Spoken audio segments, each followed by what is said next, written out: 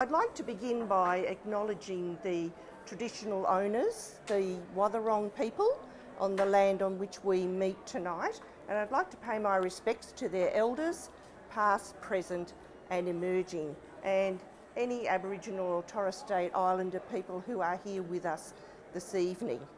Now, that acknowledgement to country, or a welcome to country, has been said for thousands of years. It's not something new. In Australia, there were many different tribes of Aboriginal people around Australia, and they had their own specific areas where they lived and hunted.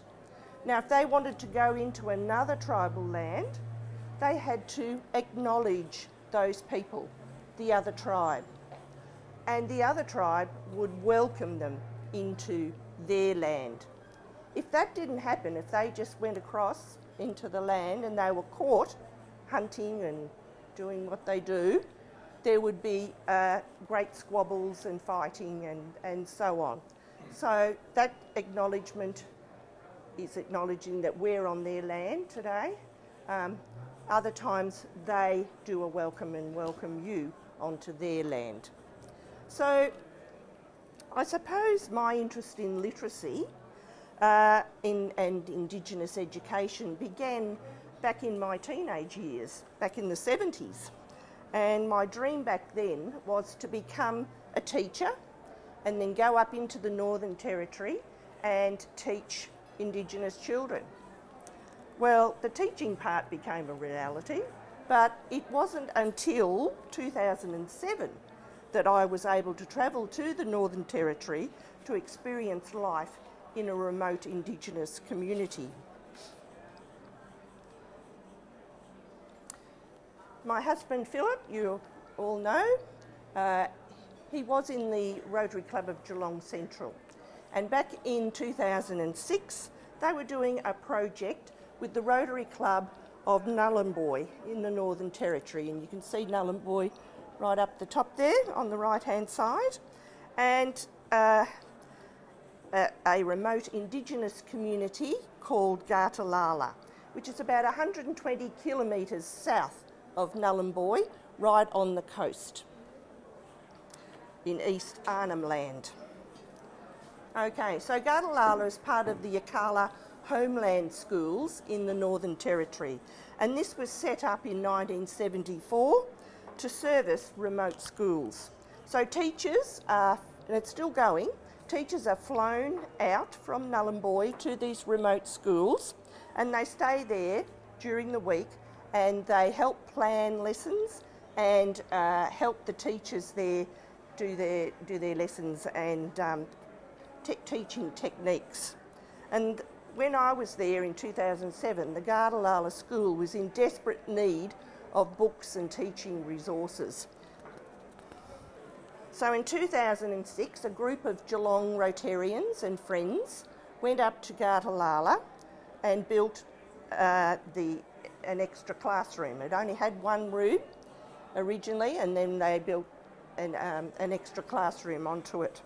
In 2007, they went back to build an accommodation block where the students and teachers who were flown in, a lot of the students were flown into Gartalala as well, and so it was a place for them to sleep at night rather than sleeping on the classroom floor, which is what we had to do when we were there. So Phil and I spent a week at Gartalala, and Phil was assisting with the building and I was the quartermaster. So I was in charge of, I was the chief cook and bottle washer for about a dozen people. And it was while I was there that I saw how little the school actually had in the way of books and learning materials. And I happened to take a few books and some teaching materials, and I presented that to the school and the elder of the community. Fast forward to 2018, when Phil and I joined the District Governor train, and we started looking for a suitable project to support in our Governor year.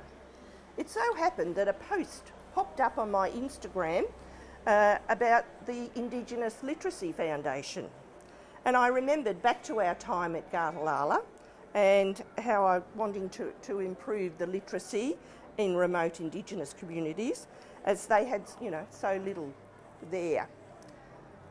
So I did some research, and I liked what I saw.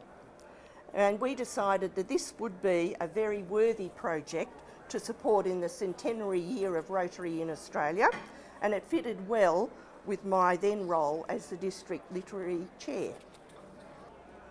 So as you can see, the banner for the year, our Rotary theme was Rotary Opens Opportunities. And this fitted in really well with the Indigenous Literacy Foundation, whose mantra was reading opens doors, and their vision statement was equity of opportunity. It still is. Now, as you know, I am a retired teacher with 40 years teaching experience, and I understand how important being literate is. I have 4 grandchildren who I love to read to and share books with, and many of you can relate to this picture, reading to your grandchildren and enjoying it very much. And there is nothing better than curling up on the couch together, reading a book and acting out the story. You might have even read that one, Where is the Green Sheep? One of my grandchildren's most favourite books. Now, with this simple act, you are helping young children develop pre-literacy skills and a love of reading, so that when they start school, they'll start with the best possible chance of success. But unfortunately, this is not the case for many Indigenous children living in remote areas of Australia, because they just don't have ready access to books and libraries. So the ILF, the Indigenous Literacy Foundation, have been working for the past 14 years to lift literacy levels in remote Indigenous communities across the country, and with the help of the Australian book industry and Australia Post, who deliver all these books free of charge across the country, they deliver very vital resources where they are needed most. So the ILF have 4 core programs, and the first is this one, the Book Buzz program for preschool children. So books are given to the parents to take home and read and to talk about with their children. The parents are also instructed on how to do that, and they're given other resources as well. I think they have numeracy activities as well to help them become better at maths. So that's a terrific little program. Then they have the Book Supply program, which is supplying culturally relevant new books. Many of them have been written by Aboriginal people or have been put into their language. And these are distributed to primary schools, where the children can borrow them or get given one, I think, to take home and read.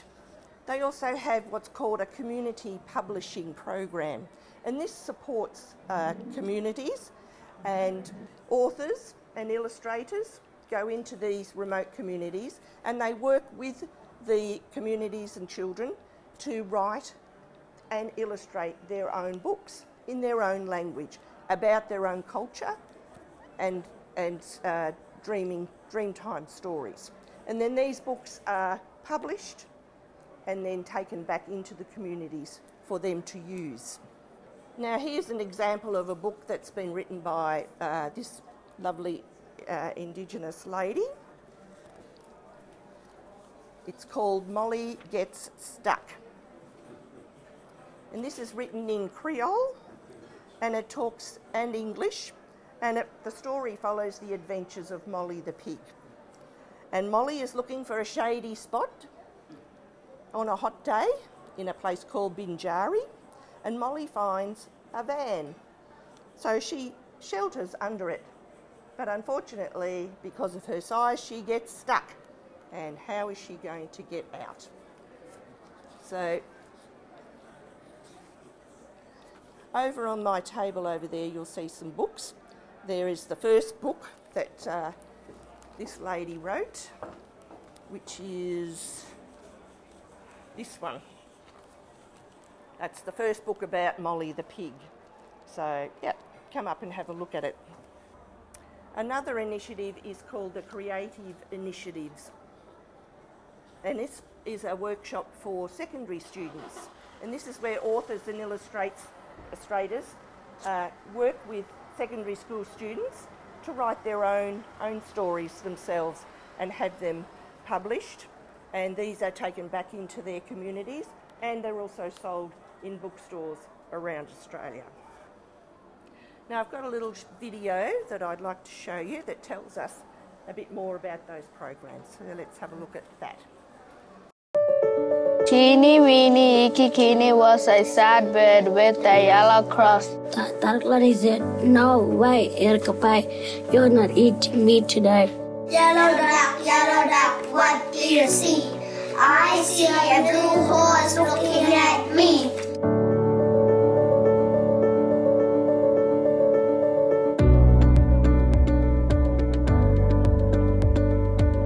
It's a real sense of joy and excitement when kids see their language represented in a book, and it's the books that they want to read.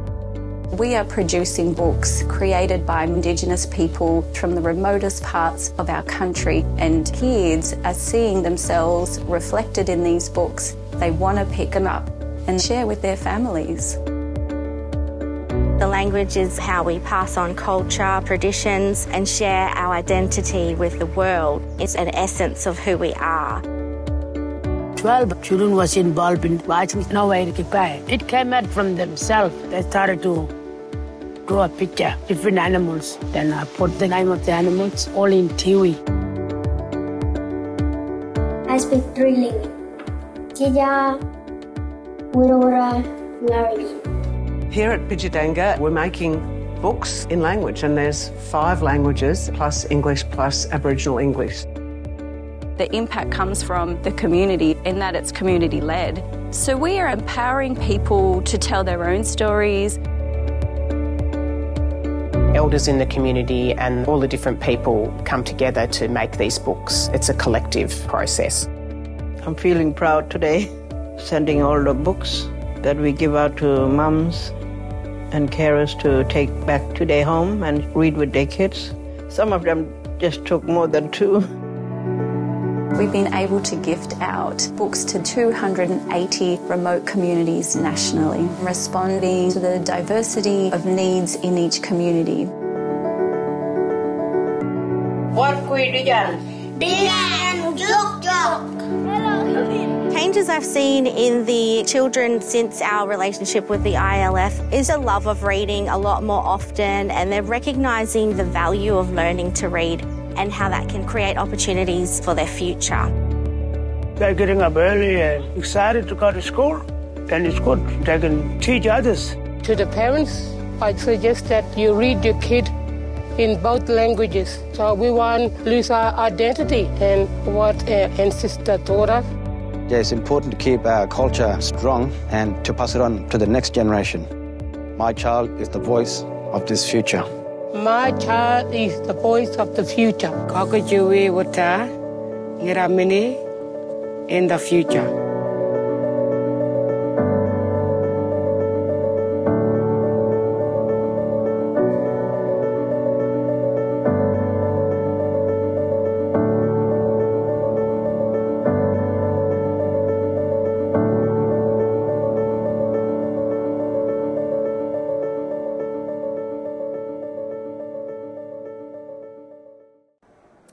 Okay, so over on the table there, I've brought some of the wonderful books that those communities have been writing and illustrating. So please, later, just go up and have a look at them. I'm sure you'll enjoy them.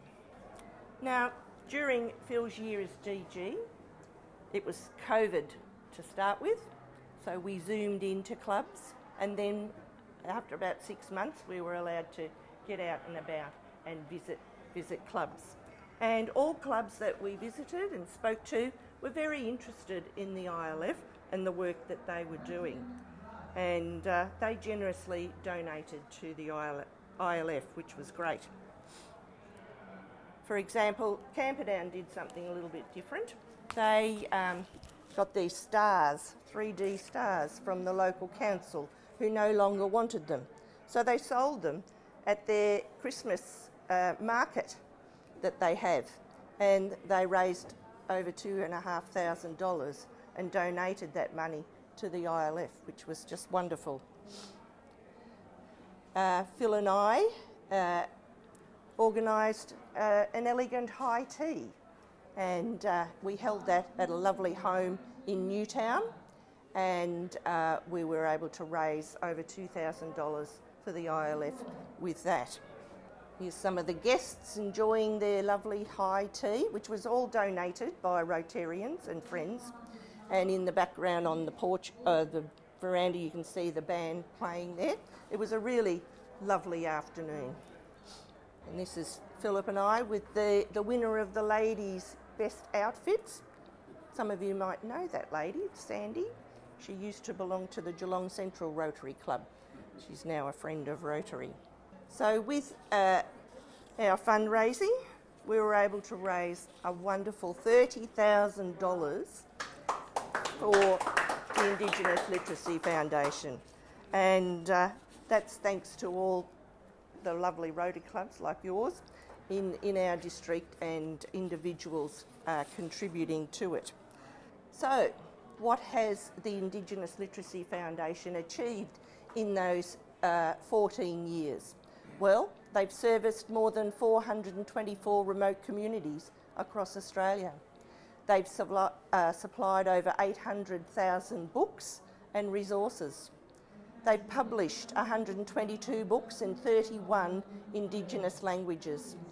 And what do they hope to achieve this year? Well, they're hoping to gift more than around 137,000 more culturally relevant books to remote communities.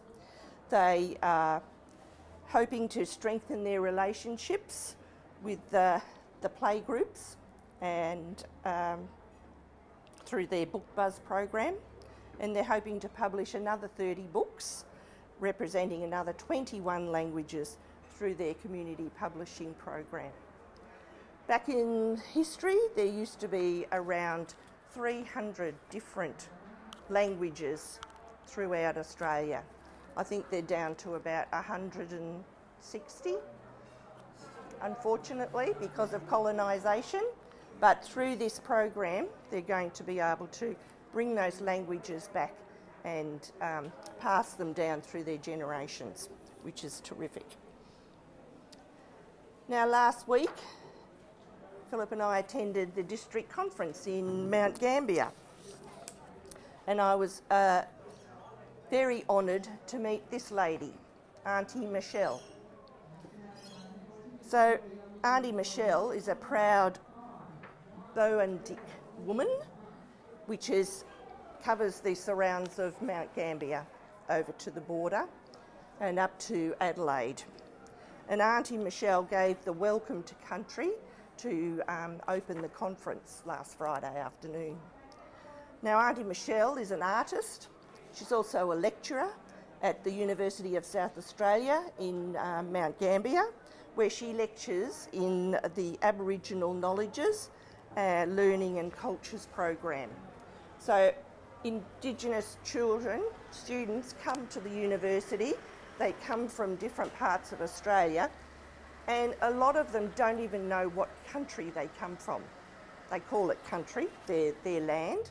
So Michelle helps them find out about where they come from, and they learn about their culture and language, and she also helps them with the Boandik language as well.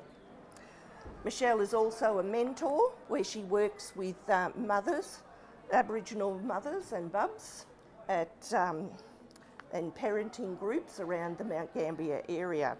But her passion is that she really enjoys working at local schools and early learning centres.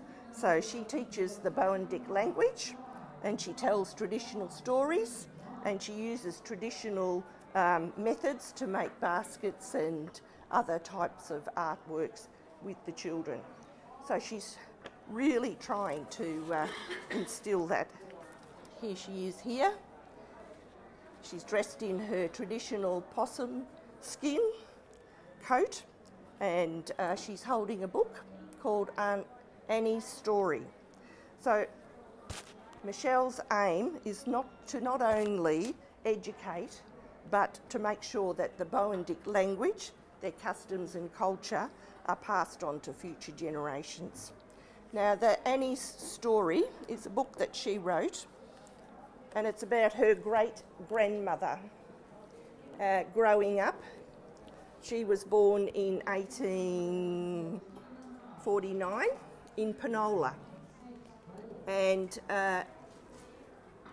she was taught to read and write by Mary McKillop. Mary McKillop went to Penola to work on a big station, I think it was the Camerons, and Annie her mother worked at the station, and Mary McKillop allowed her to come to the school where she was teaching to learn how to read and write. So Annie was a very lucky girl. And this tells the story of how she grew up and went through colonisation and the trials and tribulations. And she died in 1943, so she was quite an old lady when she died. So have a look at this book when you get a chance as well. And I feel very honoured with this book because Michelle and I got on very well, and I told her that I was coming here tonight to tell you about Indigenous education, and she was very excited to hear that. And she said, oh, well, you must get this book. So I was going to go down on Sunday morning to the bookshop to see if I could buy one. Anyway, on Saturday night we had the official conference dinner, and I saw Michelle and I went over and said hello to her and started having a chat. And she said, Judy, I've got something for you. And she pulled this book up from under her chair. She said, here, I'd like you to have this book to take with you to show the people tonight. And I was really taken aback by that. And yes, so I feel very honoured to have this book.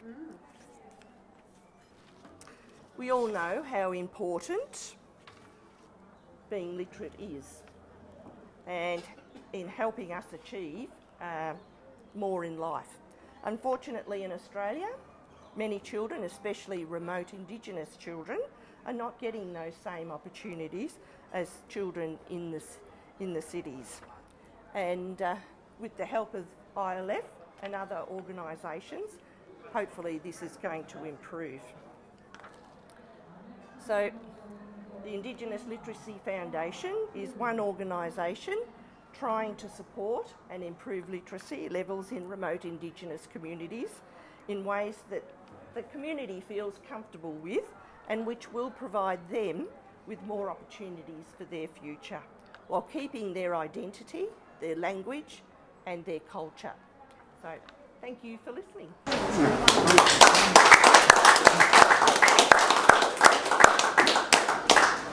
Judy, one of the things you touched on was the education of parents to see the value in reading. How is that done, and how do you maintain that progress? Because I see if the parents don't show interest, the kids will lose interest, potentially. Yeah. The ILF have educators that go out into the remote communities to work with the parents, especially in the early learning centres, and they help the parents to come on board and show them the benefit of reading to their children and getting involved in this. Yeah. Yes, just a little comment that just you talking like that just made me think these kids have such a tough gig because they're learning two languages. I mean, you know, like if we try and learn, like I'm learning French, it's so hard. And you think these little guys are learning English and their own Indigenous language, depending on whichever one they started with. It just made me think, this is tough. Yes. Well, as you heard on the video, one of those little girls said she spoke 3 languages as well as English. So, yes. And a lot of them living in those remote communities only know their language. They don't even speak English. So, yeah, it's really tough. One of the guys on that back road said, oh, English was so-and-so's 6 languages. Yes. 5. That's right. Local languages they knew. Yes. English was the 6th. Yes. And the Indigenous people themselves are trying to better themselves. They're trying to, get involved. And that Backroads program showed perfectly how they're helping themselves to better themselves, which is terrific.